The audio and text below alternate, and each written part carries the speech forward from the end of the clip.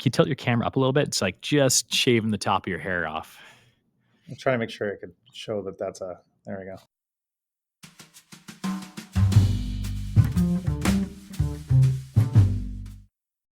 Hello and welcome to the 24th episode of the Living the Dream podcast. I'm Kilius, and I'm joined, as always, by my co-host, Eryn Richardson.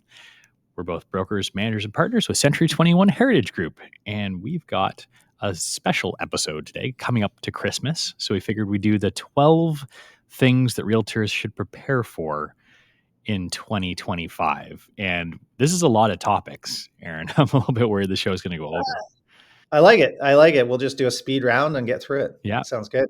Very Christmas themed with a 12 days of Christmas. I actually wasn't I had to talk to our front desk. I was like, it's the 12 days of Christmas, right? Like, I couldn't remember if it was 12 or 21. And I was like, I think 21 would be too much. So I'm glad it's just the 12. Perfect. All right. So let's jump right into it. So number one, and this is in no particular order. Number one, interest rate drops. Something we should definitely prepare for in 2025. So the Fed, the Bank of Canada, mixing up the Canadian and the American banks, but the Bank of Canada. It's still Fed. It's still federal. We're good. Yeah. They dropped their interest rate by 0.5%. Big rate cut just a couple weeks ago. So we're now sitting at 3.25% overnight lending rate. And it's projected to go down as low as 2.25% by Q4 of next year. So that's a pretty big drop considering we were up a lot higher at 5% at the beginning of this year. I noticed that there's a big discrepancy between some banks, though. It looks like you have certain banks on the side at 2.25 and the other side on like 3.25 or like.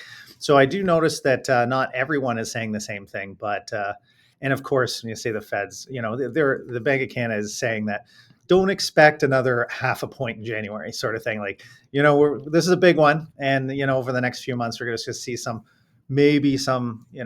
cooling or coming down of the interest rate, and maybe we'll spread it over the next year. So who knows, though, because there's a lot of factors, and I'm sure some more things on the list to affect that. Yeah, funny enough, just like the stock market, it's not always about the number, it's about the forward guidance, right? So the fact that they're talking about still cutting makes it seem like, hey, well, things are going to get more affordable in the future. And that's where the fear of missing out starts to kick in, right? As soon as you know that, okay, hey, rates are going to be going down next year, who knows how low they're going to go, right? We don't have a crystal ball, but if they go lower, it makes financing easier to get, and it'll therefore increase demand, right? So there is that fear of missing out. And I think that's going to lead right into our next point, which is the hot spring market.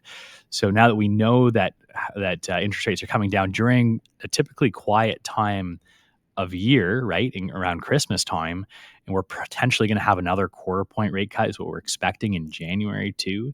We're going to be a solid percentage point lower than the fall market, and that's going into the spring. And so that when the market reignites, are we expecting it to be pretty hot, Eryn? I know you've got pretty strong opinions on this. I do.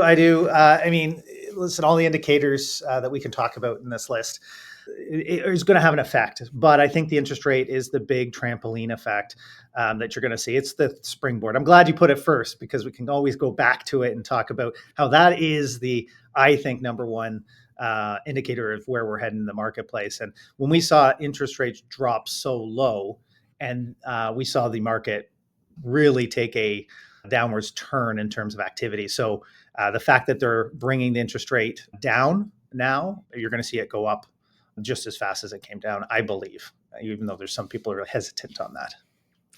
Well, I definitely think there's that pent up demand, like real estate prices, depending on the area, and obviously, but they've been pretty flat since the crash after COVID. Like, there's been some ups and downs, but for the most part, real estate prices have been pretty flatlined over the last couple of years. But that leads to the fact that, hey, like, people have been sitting on the sidelines quite a bit. And now that the interest rates are coming down, again, popping into the spring, I expect a lot of those people to come off the sides. We're hearing a lot of it anecdotally. This November, numbers were up quite a bit compared to the previous November. Of course, that's comparing it to a pretty bad November 2 years ago, last year.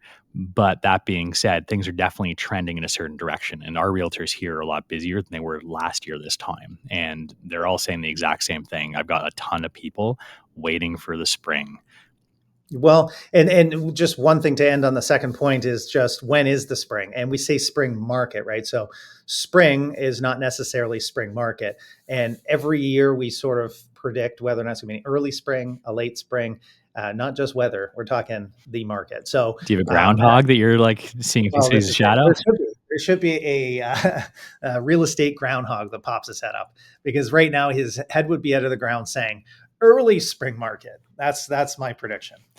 Yeah, no, I agree. I think a lot of people are going to try and jump ahead of the curve, right? I mean, that's a common narrative we have right now. I've had one of our agents just put up a listing yesterday. She's like, I think it's crazy. People aren't putting up listings right now. There's not a lot of new supply going up because the holidays are coming, but there's still a lot of people looking, and she's getting a lot of activity, right, on her That's listings interesting. right now. It's interesting. It's always supply and demand. That's what the market Mhm. really is dependent on. And right now, I wouldn't say we're oversupplied. I mean, we're at a normal supply level. It was the demand that was hindering. And what you're saying is that there's buyers out there starting to look, which is the good sign. Yep. And that's an indicator from our standpoint, from realtors, is we hear from the buyers that they're out looking, and that is another really big indicator of where we're heading for the spring. Yep. So moving on to the next point, number 3 things to look out for and prepare for in 2025s is the pre-construction market. And I know that pre-con in the Toronto area, particularly in major urban centers, has taken a big hit. So do you want to talk about that at all, Eryn?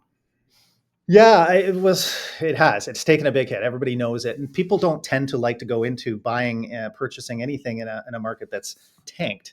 However, anybody who's made a lot of money in a stock market, any market for that matter, knows the importance of buying low and selling high.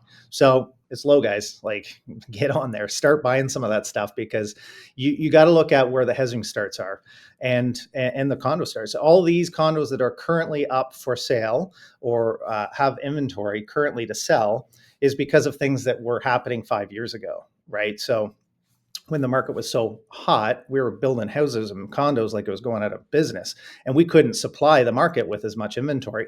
So, we're seeing obviously very low sales.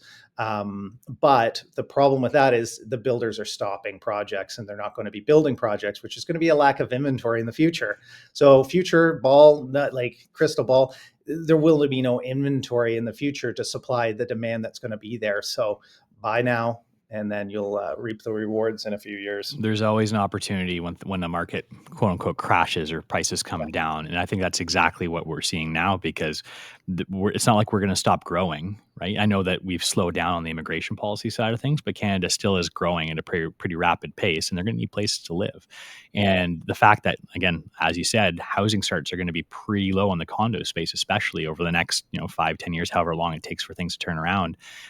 The supply side is going to be pretty low, and the demand, I don't expect that to ease off anytime soon. So this might be a good time to jump in and get some of those distressed sellers and pick up that supply off them. Yeah, and no, don't try and time a low market and a high market. If it's low, it's low. Don't worry about trying to time it. We know it's low, so don't wait. It could go lower, yeah, This but you're not going to worry about that in 5 years. the same thing that I'd say to anyone, long term, you're going to be fine, right? Like, yeah, short term, month to month, there might be fluctuations in price, but look at the trend of real estate prices over the past, ever since real estate existed, it always goes up, right? So, Yes, if you can buy now, if you can afford it, and like down the road, you'll be happy that you made that investment. that's right. Number 4 things realtors should prepare for 2025, and this is a big one. Donald Trump. And I don't want to get political because, that's not what we're here to You do. have to because that Yeah. affects the real estate Well, market, yeah, right? and love him or hate him, doesn't matter. You have to deal with the consequences of the potential policies that new governments bring into That's right. place. And the big one is the 25% tariff talk of taxing any goods out of Canada going into the US, all of our exports to the States, carte blanche. It's a scary number, and it's been in the news cycle quite a bit over the past several weeks, essentially ever since Donald Trump got elected. And he says that that's going to be a day one thing that he institutes as soon as he comes in office in January, which is coming up. And he did give a bit of a caveat to that. So I do personally think it's a bit of a negotiation tactic, right? He Sure. says 25% tariffs if we don't take care of the border problem, quote unquote problem. So I don't know. I was waiting for that if when he came out with that. I was like, yeah. It's like Politics, right? Politics aren't necessarily truths, right? It's not real until it happens. And policy is obviously the most important to think about when you're talking politics. The rhetoric that we hear on the news and everything, unfortunately, does cause a shift in people's confidence levels to purchase and make decisions, unfortunately. And that's all that's happening right now. I wouldn't worry about anything until something actually comes through. And I'm in the same camp as well. I'd be kind of shocked. I wouldn't be shocked if something happens, but I'd be shocked if they implement 25% tariffs across the board. What I see it as is sales negotiation. He's sitting there, be like, hey, like 25% gets everyone kind of up in it, dominating the media, and everyone takes a bit, panics a little bit, and decides, to give on other areas, right? So it's a negotiation strategy, but almost a bit of a bait and switch in my mind. But so you got to be prepared for it. Well, yeah, it's sentiment. We have to talk about it, and we have to educate our consumer, obviously buyers and sellers, as to what we think is going to happen. I'll go back to number one: interest rate drops. That's supply and demand is always what we go back to for sure. Yeah, so something to be prepared for, but we'll see what happens in the new year on that side of things. Going hand in hand with that, let's go north of the border to Canadian politics. We may have a new Canadian government next year. At least it's looking that way. The Liberals are very low in the polls, and Justin Trudeau has his lowest approvability rating ever as well. So there's a very good chance that unless anything changes, we're going to have a new majority Conservative government at some point during the year. And with the new government comes change, right? Change in policy as well. So this is something to prepare for as well. Well, I don't know how far I want to get into politics, but I will say it's tough, like you feel like you're like, ooh, I don't know how far down this rabbit hole we want to go. We could talk about it for a while. But we're sitting in a tough position with there's not a lot of strength in our government policy right now. It looks like it's falling apart. So with Trump coming in the next month, and our government falling apart, that's never a good sign, because they're going to go strong with policies right off the bat. So here's hope that we can get things together and be able to deal with the upcoming wave of issues that could come from the new president.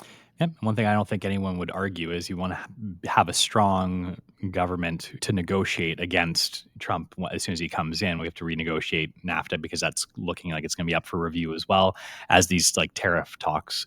So it's really difficult to say what's going to happen. But I mean, with Chrystia Freeland departing last week, and there's a lot of calls for Trudeau's head too, I wouldn't be surprised if by the time this podcast goes live, we may have an announcement even from the Prime Minister's office that he may be stepping down. Well, and there's nobody stepping up. Well, very few people are stepping up and wanting to take that position as finance minister, right? They're just going to, yeah, I don't think so. I'm not going to be the one that's going to take on, but maybe somebody will, and it sounds like they've, got some sort of plan. I don't know. We'll see. So gearing up for some turbulent times in politics on both sides of the border. Should be interesting to see how the next year turns out there. And that leads into the next one. The clients, number 6, clients want to be informed about the market. Whenever there's a lot of turmoil, interest rates dropping, politics, shifting in certain directions, policies changing, your clients want to talk to a professional, real estate professional, to get their insights on how the market's going to go. And this is a perfect touch point to reach out to your clients and have that conversation. Yeah, and I think everybody has a different knowledge base with regards to whether or not they are paying attention to more of the fiscal and financial side of things, or the political side of things. The only thing I can say is exactly what you said: a professional conversation. Make sure you're not polarizing it.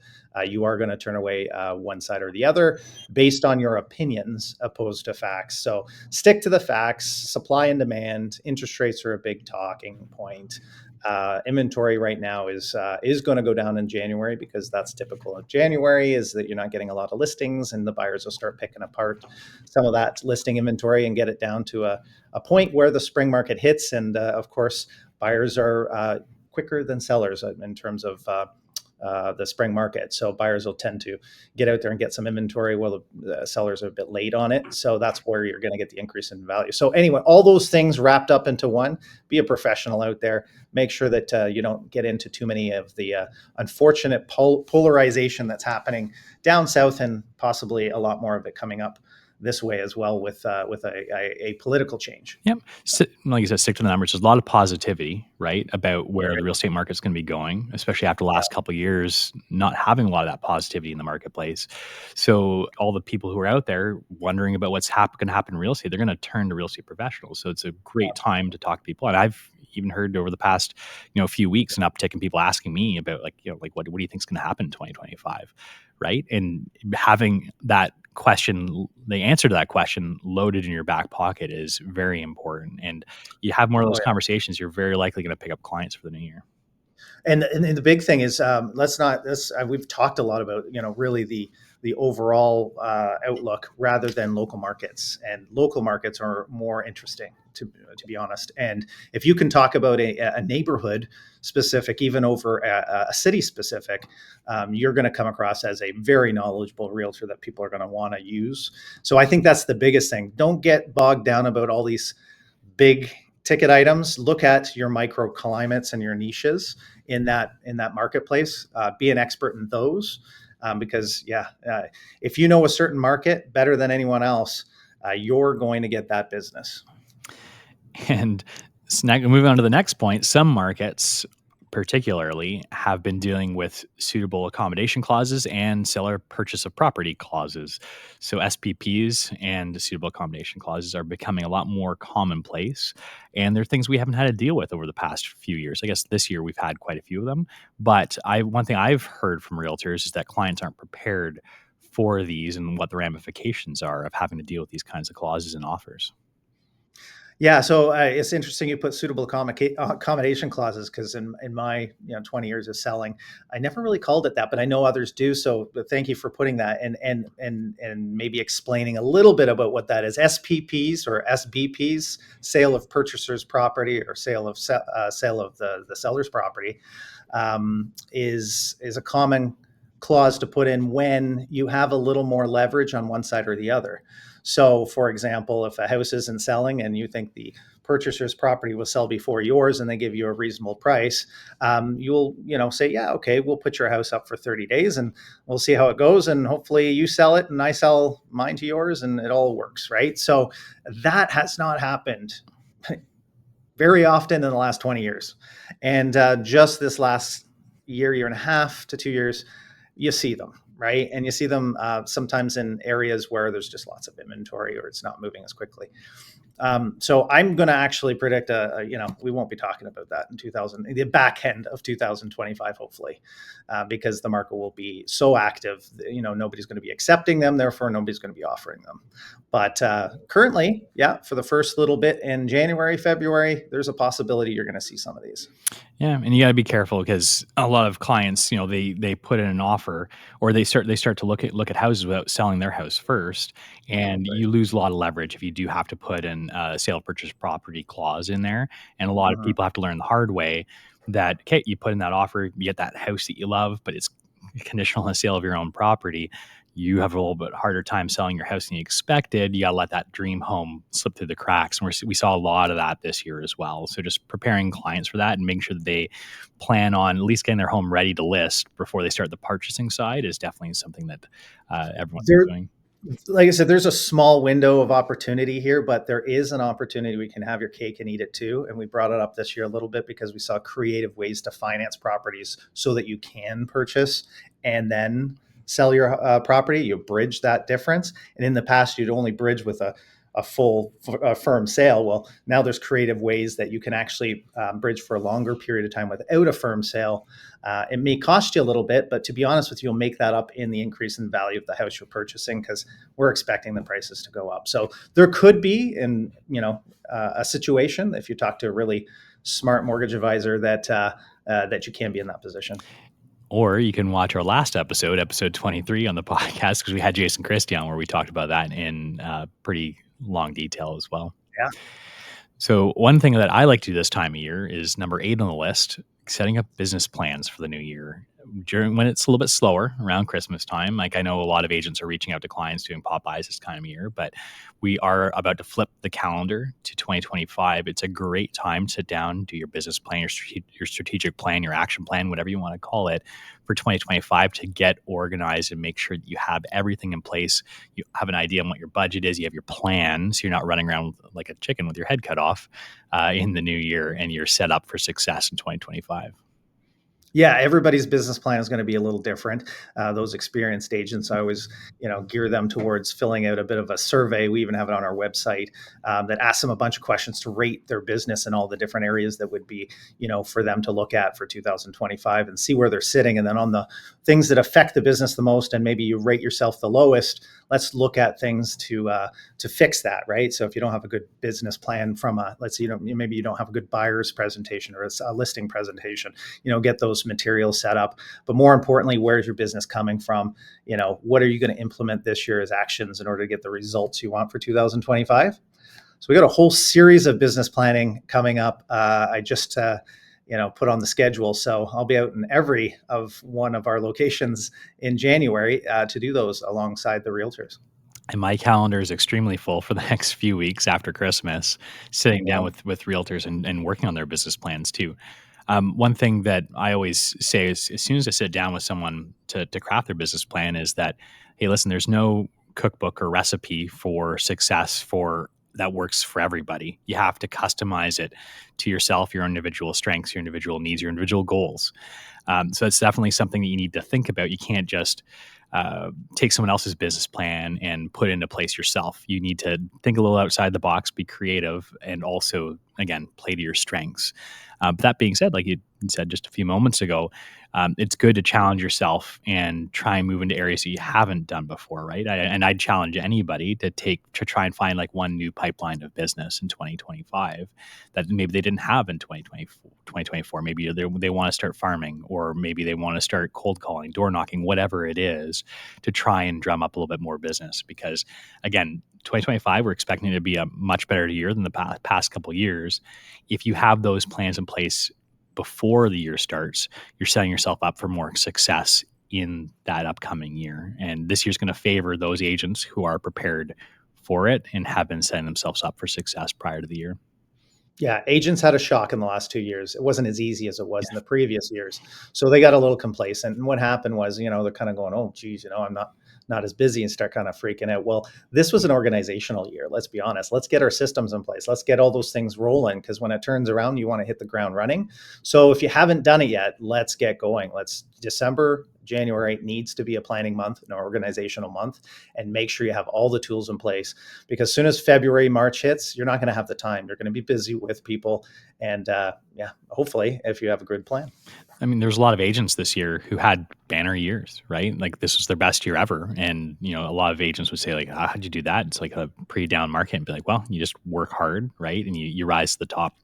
And like you said, during COVID times, it was pretty easy to sell houses. Now that's a little bit more difficult. You just have to work a little bit harder to get the same results. And if, just like a recession or any time where the economy's turning down, it weeds out the inefficiencies in the marketplace, right? Same thing here too. Like the realtors who are not as good at their jobs, they're going to have trouble finding business, and even into next year too, right? Whereas the ones who've been working hard, setting themselves up for success, they're the ones who are going to do really well next year. Yeah. All right. And moves perfectly into our next point, number 9. Thing to prepare for 2025, you should be organizing your CRM and putting proper systems in place to market to your sphere of influence. I feel like a bit of a broken record every time we talk about this, because we tout it a lot, but I'm still shocked how many agents don't leverage a CRM or organize their CRM to properly market to their sphere of influence. Yeah. So if you back up a second and say, hopefully your business plan is not to organize your CRM and get your systems in place. Hopefully your business plan is to add that extra additional source of income because you're organized already with your CRM. Like, that's the hope. But like you said, Linus, when we talk to our agents, put up your hands if you have a CRM, you're working half the room. Put up your hands if you have addresses for your clients, a quarter of the room. Put up your hand if you're calling them, if you got a newsletter in place, if you're sending and that hand up shrinks to a 10%, and 10% of the agents are doing let's say 20% of the agents are doing 80% of the business. And it's those agents that have the organized CRM that are consistently putting those things in place and working their book of business. Those are the ones that are the top 20. It's really the lowest hanging fruit, right? It's if marketing to your sphere of influence is really the easiest way to track business. It costs you the least amount, and it boggles my mind. I'll have agents who come in and we chat, and they'll be like, "Oh, I don't have my CRM or anything." Or like, let's talk about online leads. I'm like, okay, like focus on your sphere of influence first. Once that's saturated and you're working it properly, move on to the other pipelines of business, because it's the easiest way to get that business. It is really the lowest hanging fruit. Don't try and get You're that abs- don't try and get that ladder out and reach for the fruit no. at the very top of the tree when there's some just nice ripe fruit sitting at the bottom, right? And you're absolutely right. And the other thing I will say to them, same people, is okay, so what are you going to do in order to follow up with those people that don't purchase right away on that online lead generation system? How are you going to organize your people and touch base with them, even on a hot lead, medium lead, cold lead basis, if you're not working a CRM? So get organized with a CRM with your sphere. And then when you got the hang of it, then you can start plugging other people into it, because you're used to coming in, open up your laptop and making your phone calls and touching base. And it's a relationship-based system. It doesn't have to be hard. No, and it's not just putting everyone in your CRM. It's putting them in the No, CRM and working the CRM properly and having work a it. plan in place, right? Make Yep. sure you stay in touch with the people, have your touch points, make sure you're doing your phone calls on a regular basis, and you keep everything organized, right? So it's all organization. And we say CRMs. I know we've got Remarketer, but like it doesn't really matter. Your CRM could be like, a pad of paper and a pen, right? As long as you have some way to keep it organized. Like, please don't just use a pad of paper and pen. There's much more efficient ways to do it. But the whole point is you want to make sure you've got an organized system to keep in touch with your sphere of influence, and a CRM 100% helps with that. And I will say, and we're getting a little outside of it, but when business plan, if you know CRM's important, you're still not doing it, open your laptop and work on it for 47 days in a row. As soon as you can do the 47, some people say 45, but it becomes a habit. And then every day you're going to do it and you're always going to be working it. So try and get the habits going. Do the 45-day cycle, two months in a row of just working your CRM, and you will have a great 2025. Is that the magic number to make something a habit? Is that where that's coming It from? is. Okay. Yep. Yep. 45, 47, I think we're splitting hairs there, but yeah. I've heard, it's funny because I always use the 47. I don't know where I heard it. And then somebody said 40, 45 the other day. I'm like, there it is. There's the 45-day rule. Like and it's, very smart people have calculated this. So listen to them. Yeah. No, and it's very true. I'm sure people have seen it. Like if you just think of your own personal history, there's probably a case where you try something new and it took you like that month and a half, 2 months to really get in the groove of it, right? That's right. I mean, more recently, I've been trying to eat healthier as an example. And the Mhm. first couple of weeks is always tough, right? Like making Yeah. those changes to your habits. But again, after a month and a half, 2 months, maybe 45, 47 days, somewhere in that range, it gets a lot easier. And then it just becomes second nature. You don't even think about it anymore. That's right. So getting into some of the fun ones here. Number 10, things realtors should prepare for in 2025. Everyone loves talking about Fintrac Scrutiny. We recently had a Fintrac audit at our brokerage too, and Fintrac is coming down hard. They came down hard on some banks and brokerages out west in BC, and they're keeping a close eye out to make sure everyone is properly compliant. And because of this, in January 1st, we're making FinTracker an amazing app for making sure that you fill out the paperwork properly, mandatory at our brokerage. Yeah, so FinTrack, I know a lot of people don't like to do it, but it's a necessary evil. No, if you don't use the app, you're not compliant. Bottom line, even if you fill out as many pieces of paper as you want, you can't check 5 terrace financing lists that have thousands of people on them. You can't do that. So, but FinTracker can. So you have to put it into FinTracker. So that's what we're going to do.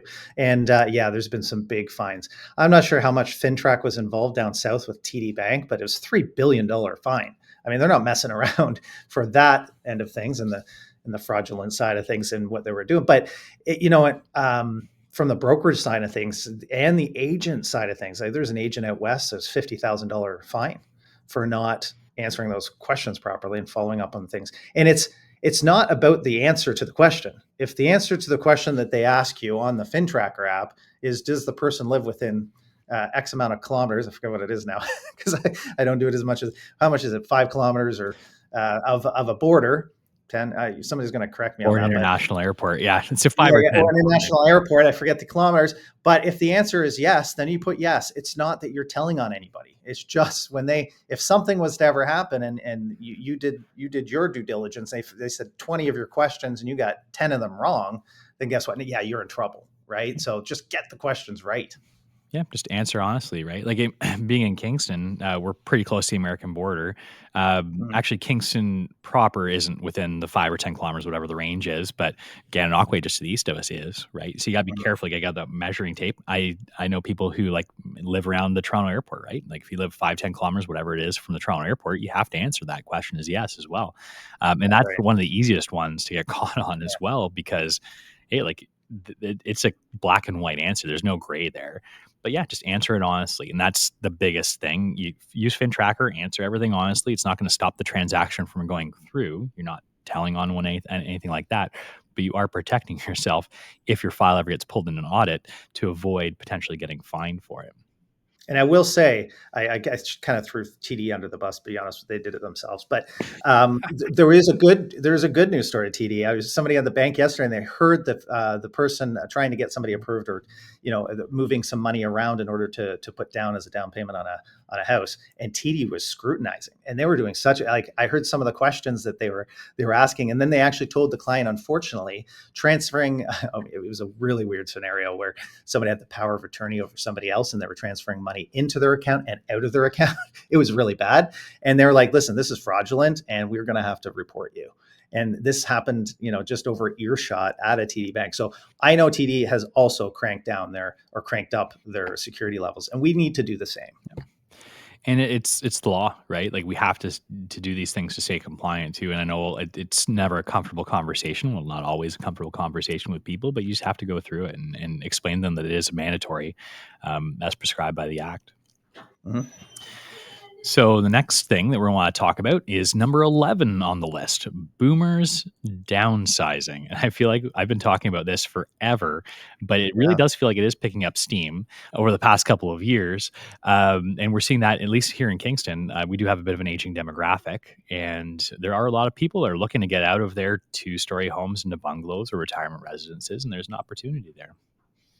Absolutely. And um, I have a feeling this will be your last podcast out of that room. You guys got a media room happening downstairs. You're going to have a little more privacy there, Yeah, Linus. you can see the people walking through the background. Yeah, they're.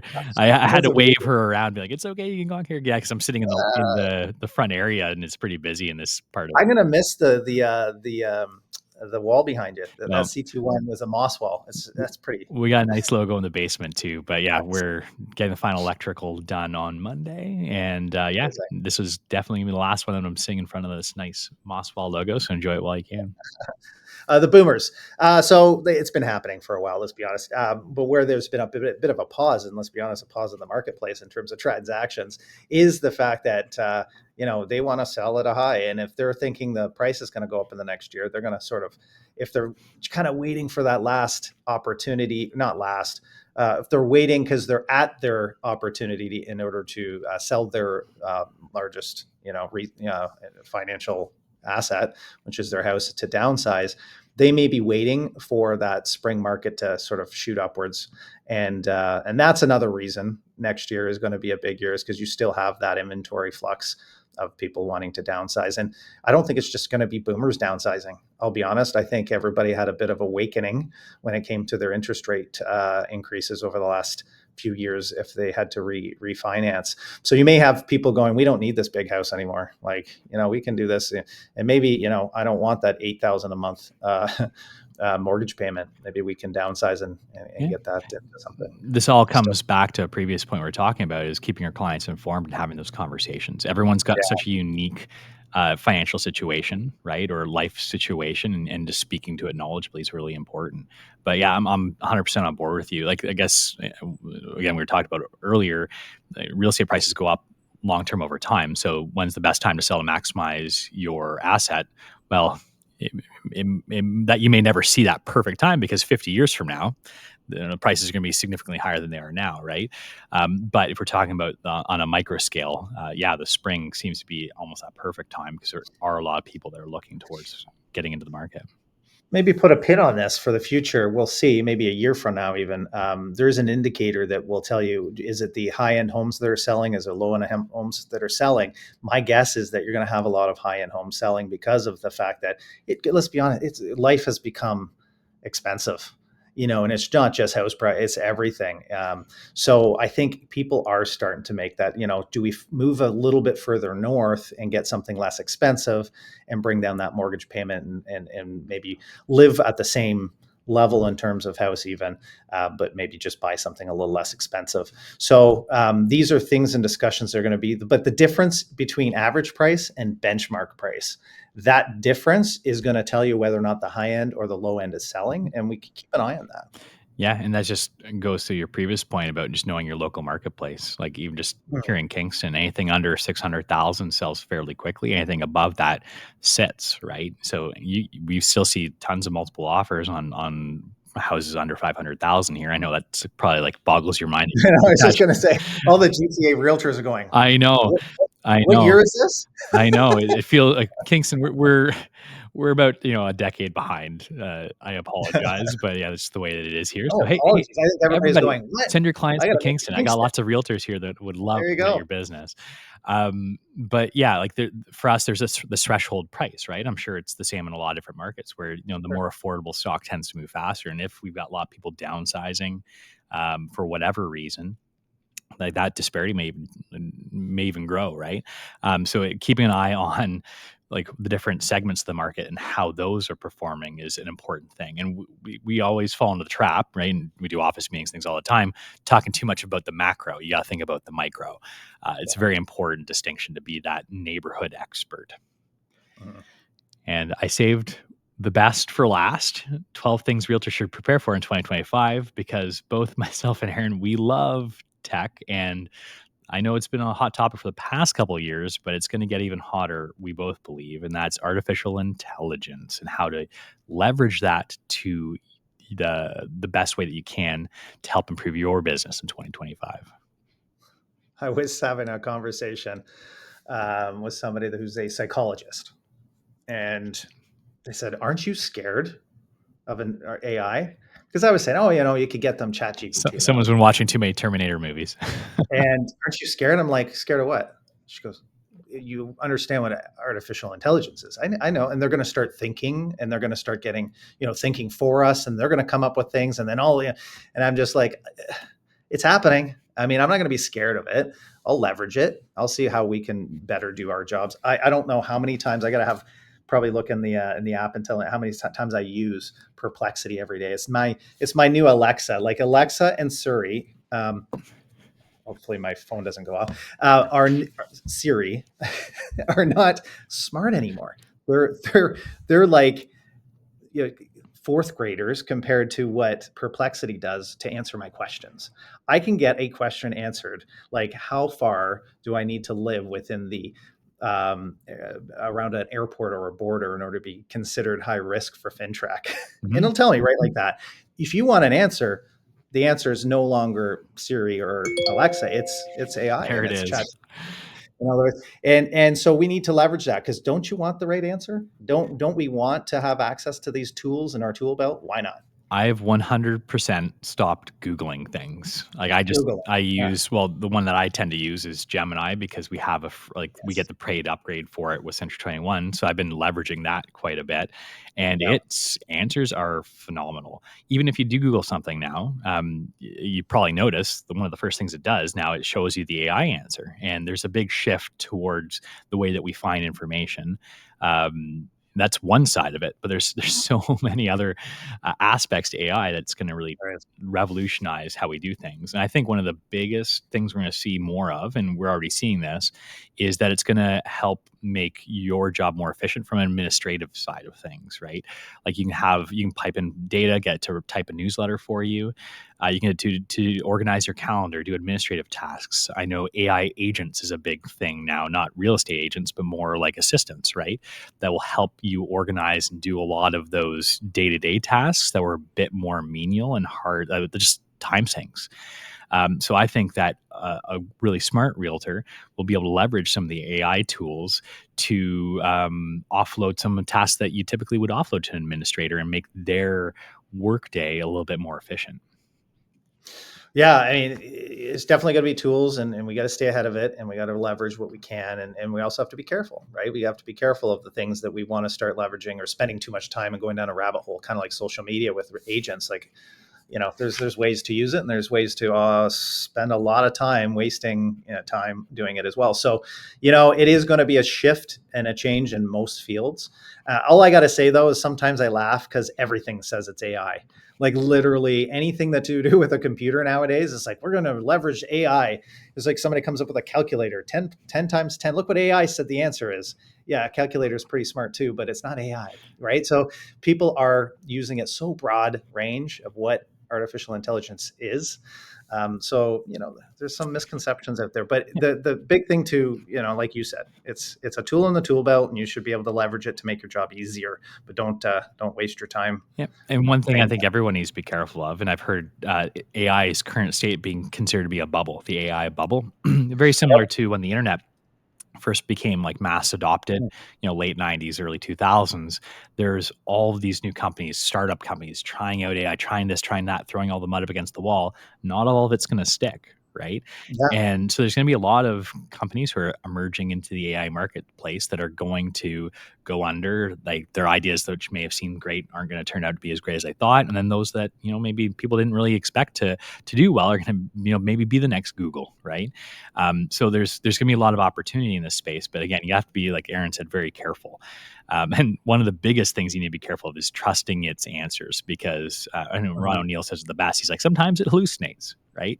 You can ask it the question, like how far from the border do you have to be to make sure that you don't have to change that answer on Fintrac, and it may give you the wrong answer because it's not perfect, and you can't always rely on if you have a good AI, search Gemini, ChatGPT, whatever, it should give you a source, right? Check the sources to make sure that whatever answer it's giving you is correct, because you can get in a lot of hot water if you don't. I know there's a famous case, I think it was last year, maybe the year before, like a legal case where some lawyer was in court, and they used like a case law, and AI made up a case, right? Like it wasn't an actual case they were trying to reference. It was something that AI just made up, right? But the lawyer didn't do their due diligence. Maybe they were lazy. Maybe they didn't have the time, whatever it was.